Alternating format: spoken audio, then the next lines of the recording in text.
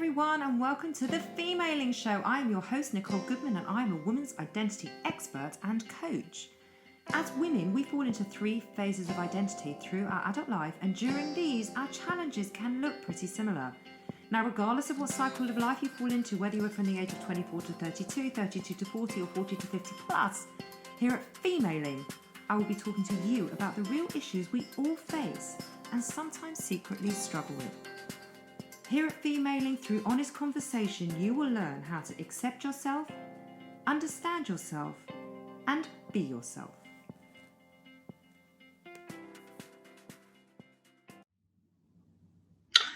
So I am thrilled to be able to introduce my guest today, Tova Leigh. Tova, thank you so much for being here.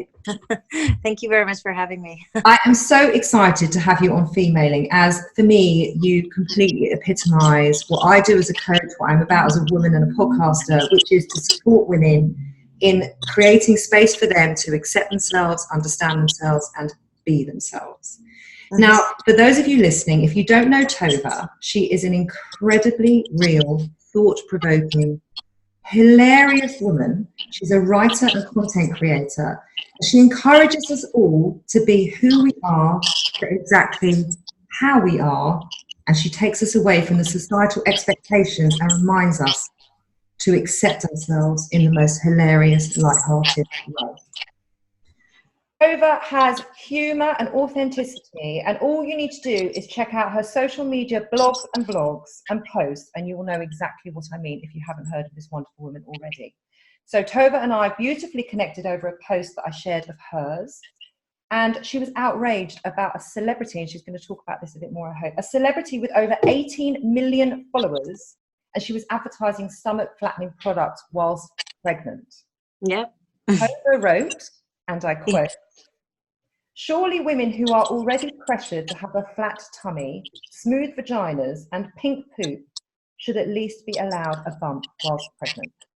I mean, this is amazing.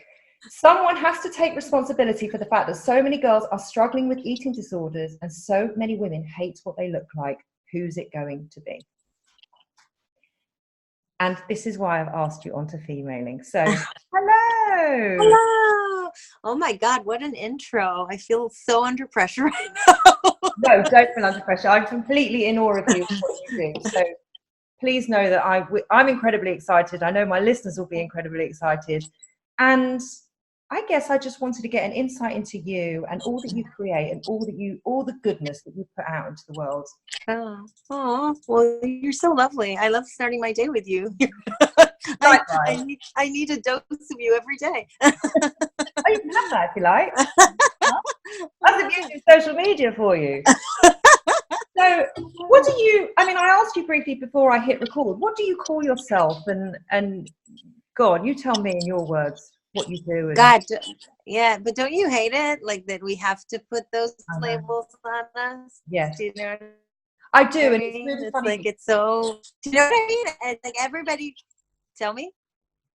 Well, as I was writing that question, I thought to myself, like, really, does she need to label herself? She's just who she is, and she's just an absolute ball of amazing energy. Does it really matter? But yeah, I think like it always changes as well, you know, because I don't know if you know this about my background, but I've had like a million careers. So currently, I am a content creator and a writer because I'm writing my first book.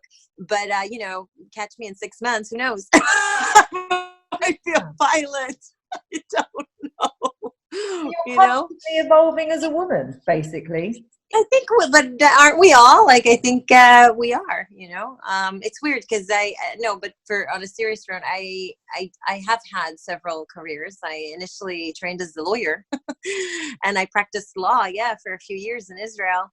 And then decided I wanted to be an actress. So I moved to England and did an MA in performing arts. And then kind of got sick of waiting for auditions. So I started writing scripts and then got into producing films and directing, and then became a mom, and then became an office manager, and then suddenly fell into blogging, which led into video creating. And weirdly, I feel like everything really that I've done and studied and sort of had a bit of a dab in really kind of has now come in handy, you know, because I've learned how to do editing, and obviously the performing helped, and even being able to read contracts and negotiate deals has come in handy, you know, because I work with brands a lot. And yeah, it's really strange. I feel, yeah. I think there's no such thing as coincidence. You know what I mean? It's kind of all, meant to be. And it sounds like every single thing that you've done is now coming into absolute alignment, or whatever the word you want to put on it. It just seems like it's all come together for you to be able to. I mean, I'm still not sure about, you know, all the bartending jobs and the cocktail waitress jobs. Not so sure if those were helpful at all, but and generally speaking, I think it's true. So at the moment, what I'm doing is I'm writing my first book, and I create content on the internet, which basically means videos and other type. So how did it all, so I get that you've had a really colourful career and it sounds amazing. How did it all kick off in terms of, you obviously became a mom, and then you suddenly became this incredible voice on Facebook. You suddenly popped up on my Facebook screen and you were making me laugh. And I was like, I love this woman. She's talking about my life. How did that happen? So to be honest, it started really randomly. It wasn't planned. I was actually really struggling in my first years as a mom. Like I don't think I was a very like a natural type of mom. It didn't come natural to me. And I really did struggle, and we had twins as well. So we basically had 3 kids in a short space of time. Yeah. And for me, the first few years of motherhood were a real struggle. And I felt like I was very much alone because I couldn't see anybody else apart from me struggling. Everybody seemed like they were, you know, kind of coping. Because you know what it's like. You don't show on the outside what's going on. Really, a lot of women sort of keep it together, but really underneath it all, they're falling apart. But I couldn't see it. And then I decided one day, it was actually Boxing Day, my kids were driving me crazy. Mike was driving me crazy. And I just told them all to, you know, to get out the house for a bit. And I just started writing. Is that a polite way of putting it? Sorry? Was that a polite way of putting it, to get out the house? Yeah, exactly. It was a polite way. I basically told them to fuck off and take the kids with them. And I just started writing at my computer. I was sitting in the kitchen, wrote an article that was called I love my kids, but sometimes I wish they would just fuck off. And I Googled very quickly how to start a blog, found WordPress, stuck it up on WordPress, and that was it. I shared it on Facebook. And honestly, it was just a way to vent and to get it out, because I just couldn't take it anymore. Like I couldn't keep that secret anymore. And when I came back that evening to check the post, I was like in shock by the reaction. Obviously, I was just posting it on my personal Facebook, but people had shared it into mom groups, and I was getting like messages from people I'd never met saying, "You've just described my life, and thank you so much for saying it out loud. I thought I was the only one." And then I kind of went, "Oh, well, this is interesting." And I started kind of... What do you think you hit upon? Because there was obviously something very fresh and very different about what you, and very brave, can I say? Yeah. I mean, I think, I think it was just voicing that frustration, like how, you know, you can love your kids and love your life and love your husband, but still feel that way. And apparently a lot of moms feel that way. Yep, absolutely. Yeah. And of course, like, you know, I think humor always helps when you put a bit of like it just, when you laugh about something, it makes it's just like alleviates, you know, the stress about it. So I guess people found it funny as well, you know, the description of what I was describing, of like how I'm sitting on the toilet. That was how I started the post. I'm sitting on the toilet and trying to poop, you know. It's like, it's such a basic thing, you know. It's so basic. With everyone coming in, Mom, I'm hungry. Yeah. Mom, I need this. Mom. Yeah. Your father is sat downstairs. But you just ask him. Yeah. It's basic. So So yeah, so I think that's what it was. And then a few weeks later, I thoughts about stuff. And then a few weeks later, I noticed that some people were doing vlogging, and I had never seen vlogging before. I didn't know what it was. And I thought to myself, oh, it's basically an article, but instead of just writing it, I would talk into camera, you know, that's what it is. And because of my acting background, I thought I could give this a go. Like I could try. And yeah, and that was kind of it. That's kind of how it started, to be honest. Yeah. And what were you, I mean, at the start, was it just about, as you said, it was venting your own frustration, but there must have been something else that you knew you were hitting on, because you were touching people, right? You were really talking about the stuff that no one was talking about. Yeah. I mean, I think for a long time it was the venting and just making people laugh about these annoying situations that when they happen, you don't laugh. You literally want to run away. And when they were happening to me, I wasn't laughing. I was screaming my head off and literally losing my shit. But then to be able to do a video that's like a funny video about it and get like a response from people saying, oh my God, yes, that's exactly how it is. And now that I see it, that everybody's in that boat, maybe it's not so bad for me, was great. But I think like over time, things changed for me as well. Like I talk about this on my show, actually, because I have a show now, and I talk about it on my show that at some point it wasn't really enough. I kind of wanted to get up and actually do something about it.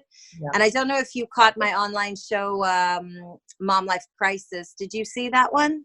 I'm writing it down though. Okay. Look at it, Mom Life Crisis. Yeah, I basically had a mom life crisis whereby I sort of decided I wasn't gonna take it anymore. I really wanted to go out there and reclaim myself back and rediscover myself and as a person and as a woman. And I made a bucket list and I went out and did some crazy shit, you know? Yeah. And how did that go? Like, because I love this reclaiming and, you know, finding myself as a mother, as a woman, as an individual. I mean, and that can be quite clumsy sometimes, and it can be, you know, and like, how was it? Was it smooth sailing? Did you just find your place? Like, what happened? No, not at all. I mean, it was I filmed it all, obviously. Like, I wasn't going to. It was just something I really wanted to do. And then a friend said, you've got to film this. Like, this is great. Like, you'll film it. It'll be a show. And we did. And it resonated with loads of people. And it wasn't smooth sailing because the stuff I did there I found really challenging, but I wanted to challenge myself. So like the first thing I did was a bungee jump, which I know sounds, wow, oh, bungee jump. But actually looking back, it was probably the easiest thing out of the list, you know? And there were things that I felt like I really had lost, like, you know, my sexuality or, you know, my body even, because as a mom, you're constantly touched. Do you know what I mean? They're constantly touching you, pulling you. You're like, your body's like not yours. And I suddenly I actually don't even feel like I own this thing anymore. So I was on a mission to claim it back. And I did a lot of things. It's not one thing. Do you know what I mean? It took a lot of time. So whether it was, it does. Yeah, whether it was moving it again, so getting into a routine of activity that I actually liked. I took up pole dancing. I did a nude photo shoot. I went to a nude spa. I really went for it. Like I tried, to sort of really, and it took time. Changed my wardrobe and really kind of like was like, fuck this whole idea of like mom clothes and mom box. What were you on the search for? Like, I get that you were pulling yourself outside of your comfort zone, but in the aid of what?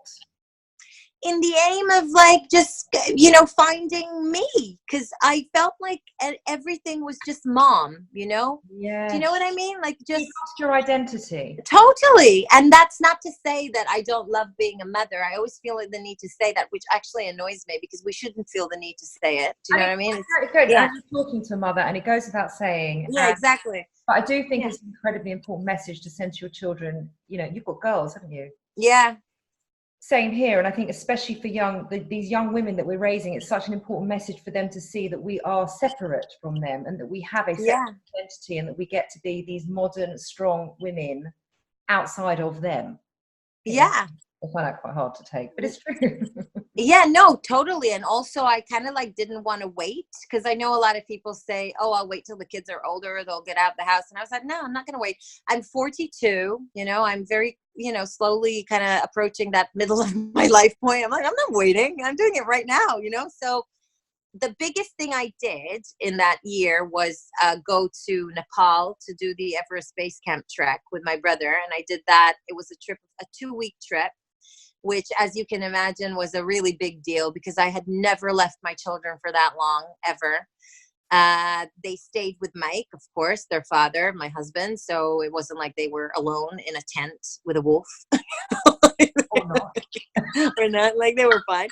But it was a very challenging thing to do because you know, it's quite far and it's not like, you know, it's safe, but you know what I mean? Like it's an adventure. It's a real adventure. But outside of the home comforts and anything that you know. Yeah. But you know what? That trip, oh my God, that trip, forever and for always, I will remember that trip. And my girls were so part of it. At some point, like, we would call them every day. They saw the mountains. They made me this amazing flag that said girl power, which I hung on one of the bridges. Like, do you know what? Like, I hope they'll take away from that exactly what you said, that they can do anything, they can be anything, you know, they can be moms and have adventures that are outside of that mom box. And they don't have to contradict each other, you know?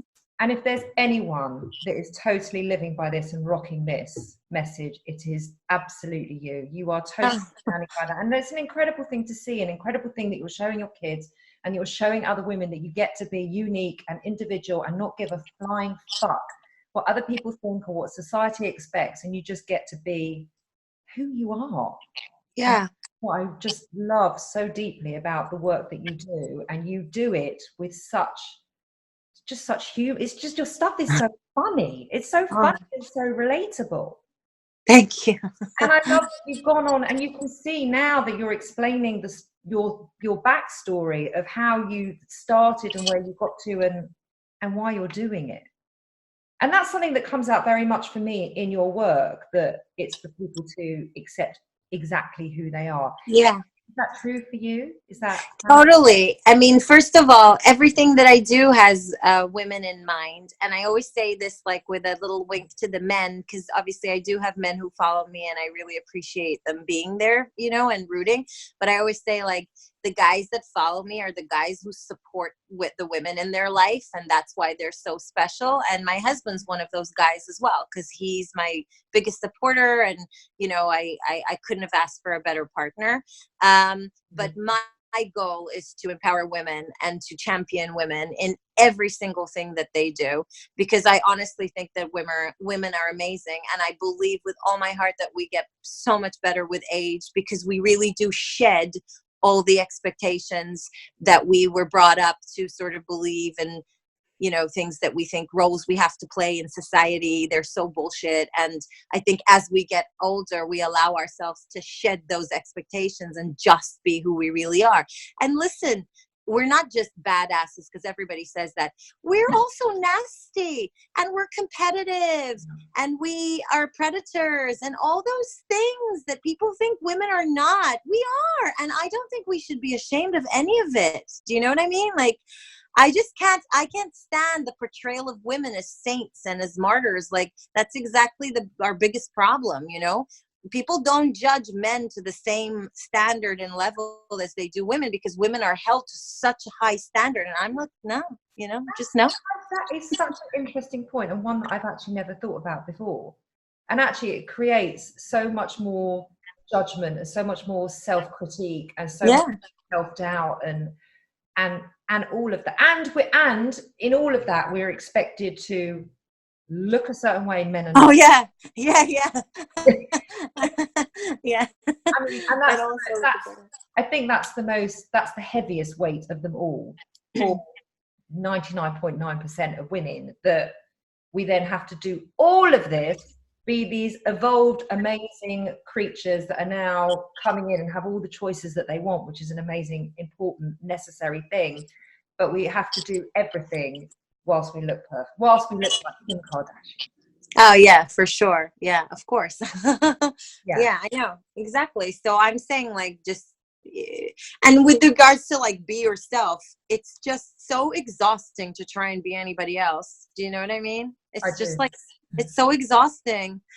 Um And it's time consuming, and actually the older I get, because I'm 42 also, and I wish I'd learnt this in my 20s and my 30s. I know. Yeah, sadly it took me till now to figure this stuff out, but you can't actually be anybody else.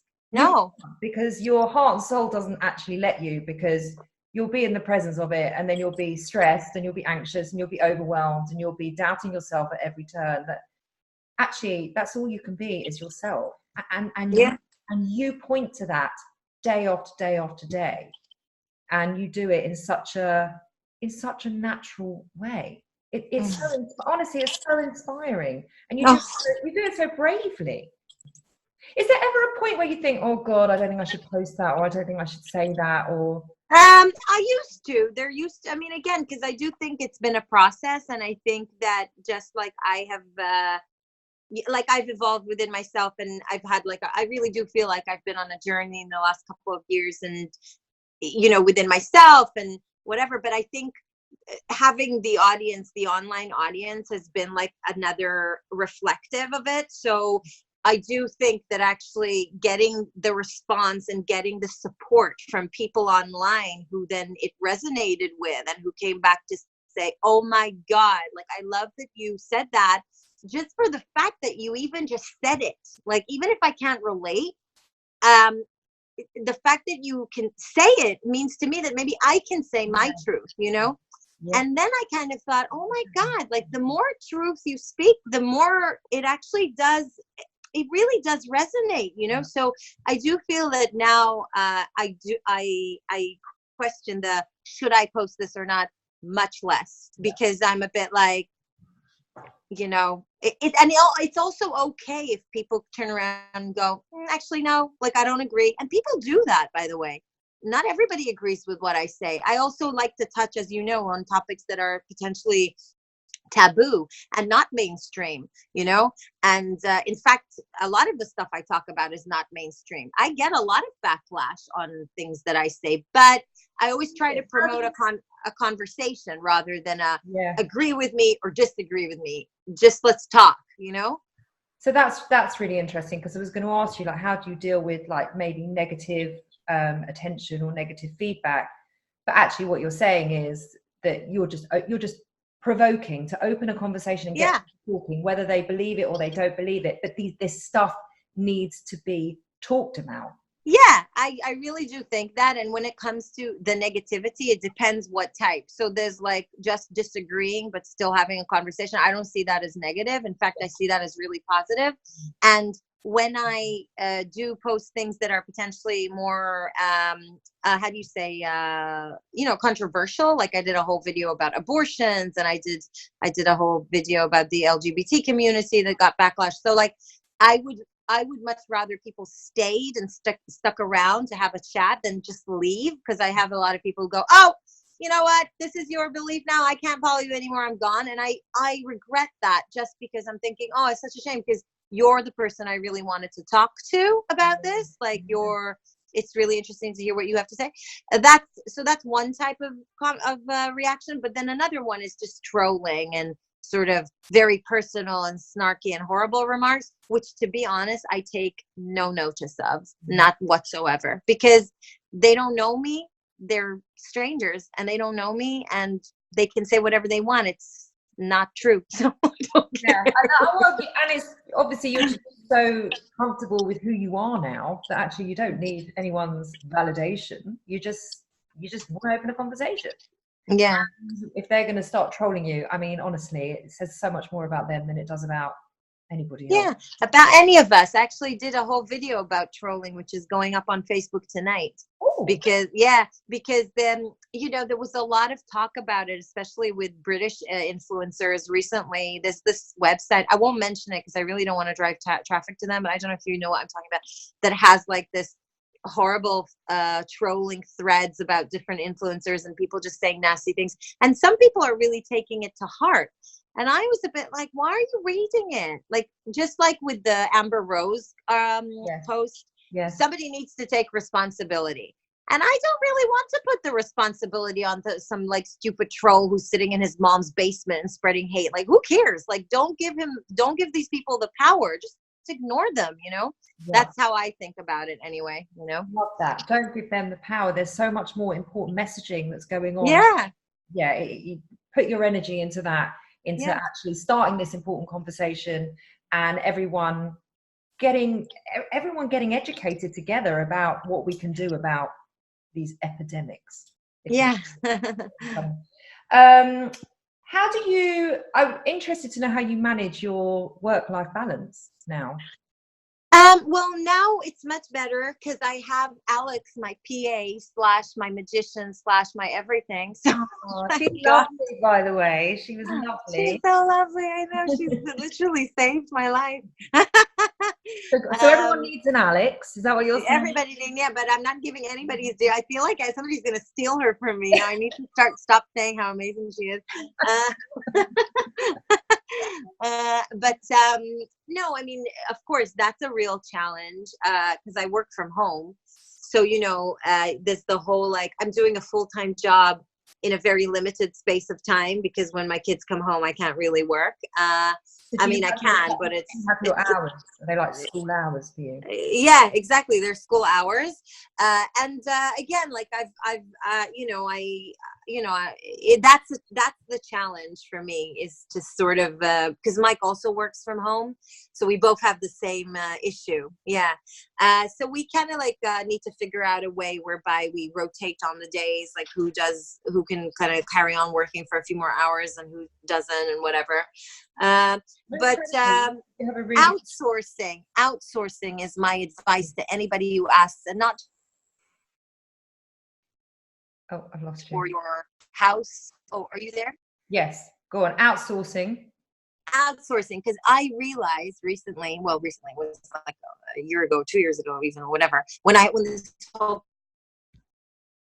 things that was not working for me was my idea that I had to do everything, that it was me that had to do everything, that if it wasn't me that did it, then it just either wouldn't get done or it wouldn't get done good enough, or mom guilt or whatever. And I very female. It's such a female style. Yeah. But I have totally released that idea. Totally. I call it the martyr syndrome. In fact, to the point that I do nothing.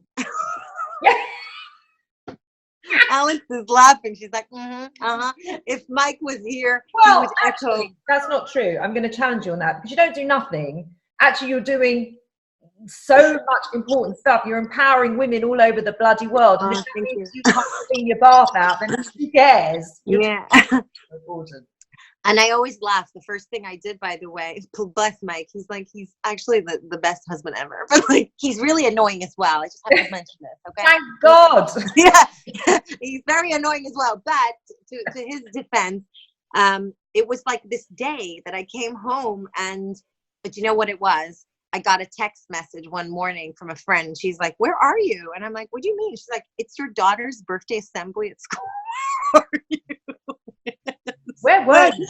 I know. I was walking the dog, so I forgot. Because listen, you know what it's like. You've got a million balls up in the air. You're juggling everything. Something's got to give, right? So anyway, I make a mad run right to the school. Get there in the nick of time. I'm sweating. I'm red. The dog is traumatized, right? And there's my daughter just getting her certificate. She looks at me and I'm like, I made it! I've been here the whole time, you know, that type of moment. And I came home and I said to Mike, why am I the only one on the WhatsApp groups? Can somebody please explain to me why and how did that happen? You know the WhatsApp groups, right?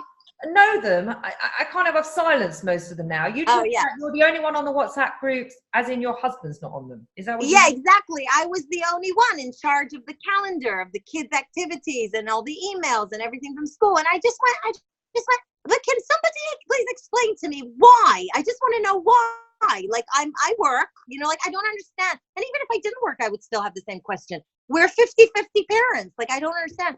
And the next thing that happened was I added him to everything, like to the emails, to the WhatsApps, to the everything. I'm totally and utterly obsessed with you. I honestly, I Yeah. mean, you are just my. Hold on. And what happened? Did it change? Oh my God, moms now message him directly to do play dates. Like it's the best thing. Now that would terrify the living shit out of me. I've got It's actually the best thing that's ever happened to me. But seriously, it's outsourcing, getting more people involved. Getting Alex was a massive change for me in terms of work. We have somebody that comes to the house 3 times a week, and people always say, oh, you must be rich. I'm not. I didn't win the lottery. I have the same financial struggles as most people. But I looked at our budget, and I thought, you know what? My sanity was at the bottom. I just moved it to the top. Oh, that is so beautiful, actually. Yeah. And you say it again with such humor, but what you're pointing to is that you really prioritized yourself. Yeah. You know, so I took away budget from other areas and I allocated it for somebody who could come in and help with laundry and help with other things. And I just outsourced. Yeah. Because it's not my job to do everything, you know. And it's also being able to focus on the stuff that you can do and the stuff that you really want to do and the stuff where you value. Yes. Listen, tell me if you can relate to this. I had this epiphany one day. I was walking in the woods and I went to myself, oh my God, 98% of I do during the day, I don't actually want to be doing. 98%. How is that even possible? You know, that was the moment. I was like, that's not, no. You got to be doing what you want to be doing. I put a post up about this yesterday. Yeah. Life is so bloody short, and we do spend it, most of it, as you just said, 98% of it, doing stuff that we really don't want to be doing. And I find that really soul destroying. I just want to be joyful and happy. And yes, of course, I've got to watch menial stuff. But as long as I'm in touch with the stuff that's really important and valuable to me, then I'm okay with the other stuff. Yeah. And I think that's exactly the key. What you just said now, you touched on exactly the key. Because I think once you do have your cup is full and you do have enough things that you're doing for yourself, then doing those things maybe won't be so bad. Do you know what I mean? Like when you have to do the, you know, volunteer for the school disco, whatever it is, you're like, oh yeah, I'm happy to do that because your cup is full. You're not doing it like after you're already exhausted and empty and you just can't, you know, you just can't. Do you know what I mean? Yes, you're not coming from a resentful place. You're coming from a place of fullness and a place of love and a place of you're nourished. You're completely nourished in the other areas of your life, which I think is a vital lesson for all women, because as you said before, we're very quick to pick up that martyr card and say, well, I've got to do everything, but you don't. Yeah, you don't. It's like it's the biggest conspiracy theory out there. It is. You're absolutely right. It's a conspiracy theory, and we all need to just, because someone actually turned around to me the other day and said, you're being a martyr. And I sort of went to sort of really defend it. And then I kind of caught myself and said, oh my God, I am. And from that moment, it was such a transformational moment. I haven't picked that up again, because actually my husband does not need to be around a martyr, because it's fucking annoying. And there's a lot of complaining and moaning involved. And actually, I'm just not going to do it. So that means that there's loads of schools all over my house, which there are, by the way, and so be it. I love it. So, Tova, thank you so much for your time. In terms of, I want my audience to be able to, and I'm sure they already know you anyway, but if they don't, what have you got coming up that you want to talk about, and where can they find you so they can be inspired like I am? Well, I mean, best would be to follow me on Instagram at Tova_Leigh, or on Facebook, my thoughts about stuff. And like I said, I do have a book coming out in March 2020, and I'm doing a tour, which will also be UK and the States. So if you follow me on those platforms, you'll get the dates and you'll know when things are happening. I'm really excited. Congratulations. I mean, you really are building an incredible empire out of who you are. Oh, thank We really you. are. And if that's not motivating and inspiring for women to just see the power that comes from being completely authentic, then I don't know what is. Oh, thank you so much. Thank you so much for having me. It was such a pleasure. Thank you for your time. It's been an absolute pleasure. Bye. How inspiring is Tova? This is a woman who shows us day after day how to truly be who you are, which is what I want for you and for all of us femalers here. The world doesn't need another woman afraid to speak up or afraid what people may or may not think of her. The world needs you, exactly as you are, whether you are happy, sad, stressed, angry, overwhelmed, or joyful. We need all of you because that's what's real and that's what's honest. And that is exactly what Tova reminded us of so beautifully today. That we get to be exactly as we are, however we are. Because in a world that's telling us on one hand that we can be anything, I say, be yourself. Thank you so much for bringing your time here to Femaling today. If you like what you heard, please leave a review and hit the subscribe button so I can keep bringing Femaling to you week after week after week. And remember, this is the most exciting time to be a woman, and it is a privilege to be a woman. Have a great week, everybody.